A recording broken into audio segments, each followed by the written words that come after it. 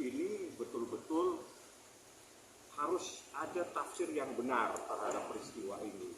Karena ini tidak mungkin seseorang segigi, ngapain juga dia melakukan memeras seseorang. Dia punya kesibukannya aja sudah begitu banyak, mustahil dia melakukan hal yang seperti itu.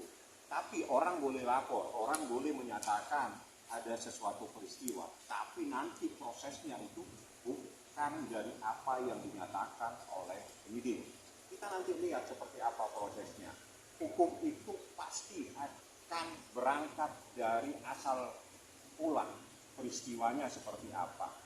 Bagaimana seseorang akan melakukan sesuatu sedangkan dia tidak kenal?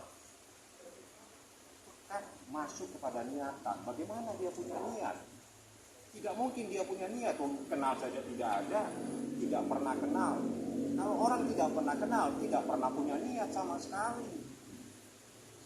Itulah namanya mens area-nya itu harus ada di dalam peristiwa ini. Kami tidak mau masuk terlalu dalam. Yang jelas nih kita tadi sudah telepon saya. Dan memang benar saya sudah berkirim surat meminta waktu karena Niki sebagai seorang ibu single parent punya anak 3 lagi menjalankan kewajibannya untuk kalau tidak salah lagi bernyanyi atau ada acara yang jelas acara pekerjaan. Respon Niki sendiri Bang saat mengetahui dia menjadi tersangka mungkin? Saya kan tidak ketemu dia, cuma telepon. Nanti kalau ketemu saya lihat responnya seperti apa. Maksudnya ada obrolan Bang gitu? Ya mana dia kan lagi acara, dia cuma telepon Bang minta tolong tunda, ya saya tunda.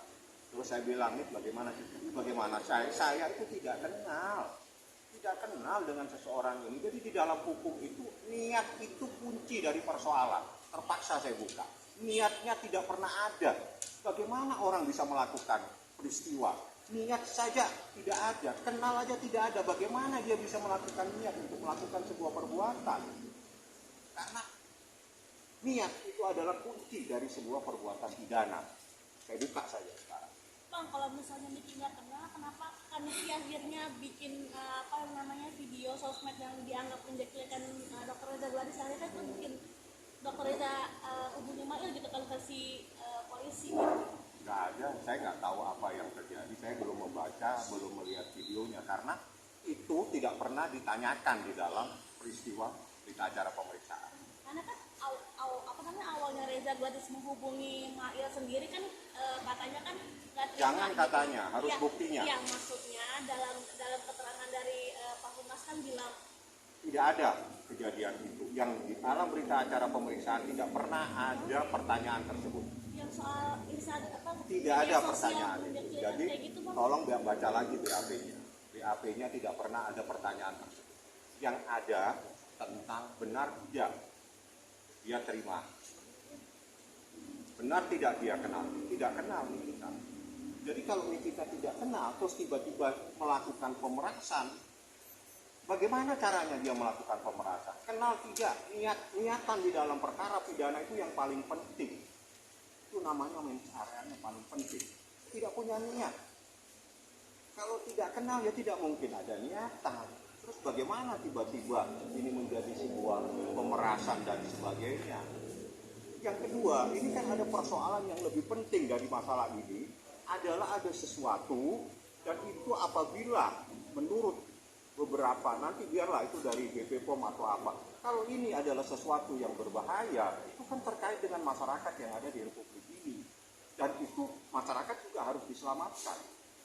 Jadi yang lebih penting, kita jangan fokus kepada persoalan yang kecil itu. Ada yang lebih besar dari persoalan ini, tolong jangan ditutup masalahnya. Saja yang saya ingin sampaikan. Gak usah baca itu, gak dari situ. Gak dari situ, emang gak ada kok.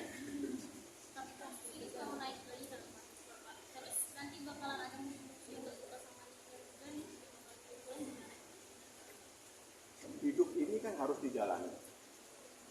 Kita jalani saja seperti apa. Yang jelas Nikita tadi telepon saya hanya minta Bang tunda. Saya ada di sini, saya lagi menjalankan kewajiban saya karena kalau saya tidak melaksanakan ini saya kena denda. Oke. Karena kita bisa sampaikan, kita minta kebijakan kepada penyidik. Ya alhamdulillah penyidik juga bisa memahami. bahwa dia sebagai seorang ibu single parent punya anak 3, ada kewajiban dia mencari nafkah. Jadi kita minta waktu sampai hari Senin tanggal 3. Kenapa saya minta waktu sampai tanggal 3? Karena hari Kamis, hari Jumat itu sudah awal puasa Ramadan. Kita mungkin sibuk dengan persiapan awal Ramadan. Ini adalah bulan yang paling penuh dengan rahmat. Harus kita persiapkan diri kita untuk melaksanakan itu. Bukan kita mempersiapkan diri untuk diperiksa. Kita mempersiapkan diri untuk melaksanakan bulan Ramadan, bulan yang penuh dengan rahmat, bulan yang penuh dengan kasih sayang dan sebagainya. Itu yang kita mau persiapkan, itulah yang mau dipersiapkan ini, sehingga kita minta waktu sampai tanggal 3. Mohon kebijakan daripada penyidik, kami ini ingin ibadah pada saat ini. Tolong supaya kami tidak fokus dengan persoalan-persoalan. Setelah awal bulan puasa tanggal 3 itu, saya akan minta supaya mesti diperiksa. Jadi kenapa ditunda? Satu, karena ada pekerjaan. Kenapa ditunda sampai tanggal 3? Karena kita ada puasa Ramadan. Mungkin ada yang mau persiapan mau tarawih, ada yang mau kemana kita semua. Ya, itu adalah sesuatu yang kita selalu tunggu selama 1 tahun, itu adalah bulan Ramadan. Ya. Oke Bang, itu tanggal 3 itu permintaan dari Niki atau seperti apa Bang? Jadwal ditunda ya? Ya, dengan alasan harusnya kan tadi diperiksa, dan itu kita terima panggilannya itu tanggal 18, sehingga saya disuruh datang tanggal 20. Ya, saya tanggal 19 sudah melayangkan surat. Saya minta supaya ditunda, mohon kebijakan kepada penyidik. Kita ada kewajiban mencari nafkah sebagai single parent. Kalau tidak salah di Bandung, ya, saya karena hal-hal yang pribadi saya nggak pernah tanya. Setelah itu saya juga menyampaikan bahwa sebentar lagi bulan puasa, kami mohon biarlah kami konsentrasi dulu di bulan puasa ini 1-2 hari saja, supaya pemeriksaan itu bisa dilaksanakan pada hari Senin tanggal 3. Kenapa? Seingat saya bulan puasa itu tanggal 1. Ya, jadi mungkin ada yang mau persiapan yang taraweh, mungkin teman-teman wartawan ada yang mau pulang, atau yang mau ketemu dengan keluarganya dalam menjalankan ibadah puasa Ramadan. Jadi hal-hal yang memang logis kita minta penundaan. Seperti itu kejadian. Bang, kabar Niki terkait ini tanggapannya seperti apa Bang? Tanggapan gimana? Tanggapannya minta ditunda. Dari Niki ketika tahu ada pemberitaan begini. Ya, kan saya bilang tidak ada. Niatan seseorang itu yang paling penting dalam peristiwa pidana. Niatan itulah kunci dari masalah.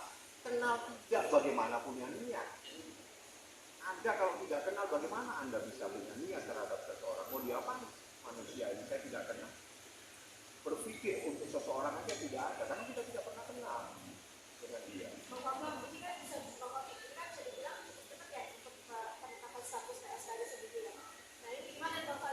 Tanya ke rumah.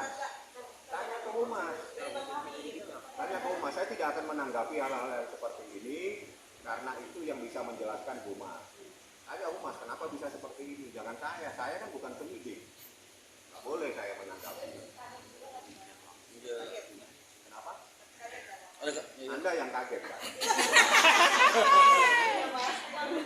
Ya, kalau Anda yang kaget, Anda tanyanya ke rumah. Rumah saya kaget nih ada begini. Jangan ke saya yang dihukum.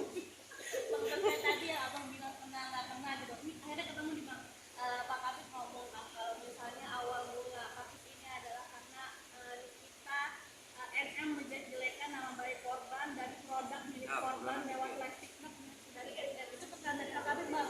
Tidak ada diperiksa. Saya berita acara pemeriksaan.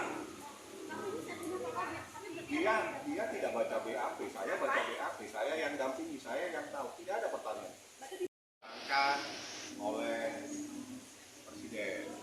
Kita nggak perlu mempersoalkan pasal. Pasal itu ancamannya mungkin ada ancaman hukuman mati dalam peristiwa-peristiwa tertentu. 10 tahun. Tapi kuncinya bukan di pasal itu. Kuncinya nanti dalam proses seperti apa. Kuncinya juga nanti bagaimana penuntutan, bagaimana. Jadi pasal itu adalah sesuatu yang telah diatur, tapi bukan berarti itu seperti itu. Nggak seperti itulah. Bang, yang di sana kan sudah membuat sebuah gelar perkara ya. Dari pihak abang sendiri atau Niki ada rencana bikin gelar perkara juga bang terkait kejadian ini? Anda tahu gelar perkara itu apa? Ya, artinya kan kemarin mereka dari tim